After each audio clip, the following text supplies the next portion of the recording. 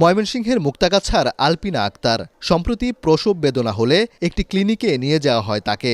সেখানে দ্রুত সিজারের পরামর্শ দিলে রাজি হননি স্বজনরা। পরে ছুটে যান ময়মনসিংহ মেডিকেলে। এখানে কোনো সমস্যা ছাড়াই হয় স্বাভাবিক প্রসব। সুস্থ আছেন মা সন্তান দুজনেই। নরমালি ডেলিভারি হলো, এখন সবাই আলহামদুলিল্লাহ সুস্থ আছে।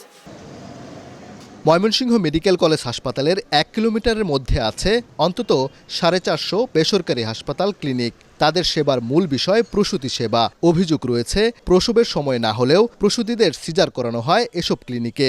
অপ্রয়োজনীয় সিজারে ঝুঁকিতে পড়েন মা ও শিশু। পরে অবস্থা জটিল হলে বিভিন্ন অজুহাতে তাদের পাঠানো হয় ময়মনসিংহ মেডিকেলে।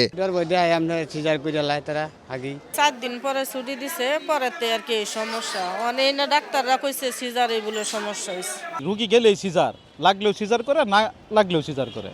গত 1 বছরের তথ্য অনুযায়ী ময়মনসিংহ মেডিকেলে ৮,২৭৭টি সিজার এবং ৬,২০৬টি স্বাভাবিক প্রসব হয়েছে। বিভাগীয় স্বাস্থ্য কর্মকর্তা বলছেন, একই সময়ে বেসরকারি হাসপাতাল ও ক্লিনিকগুলোতে সিজার করা হয়েছে ৮০% এবং স্বাভাবিক প্রসব ২০%-রও কম। চিকিৎসকরা বলছেন, সাধারণ প্রসবে বাড়তি ঝুঁকি মনে করেন অভিভাবকরা।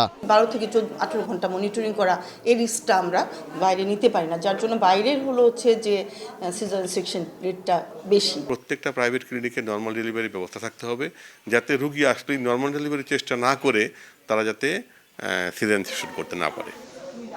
বিশেষজ্ঞরা বলছেন, সিজারের প্রবণতা কমাতে মায়েদের সচেতনতার পাশাপাশি বড় ভূমিকা রাখতে হবে চিকিৎসকদের। সেই সাথে বেসরকারি হাসপাতাল ক্লিনিকগুলোকে আনতে হবে নজরদারির আওতায়। ওবায়দুল হক, সময় সংবাদ, ময়মনসিংহ।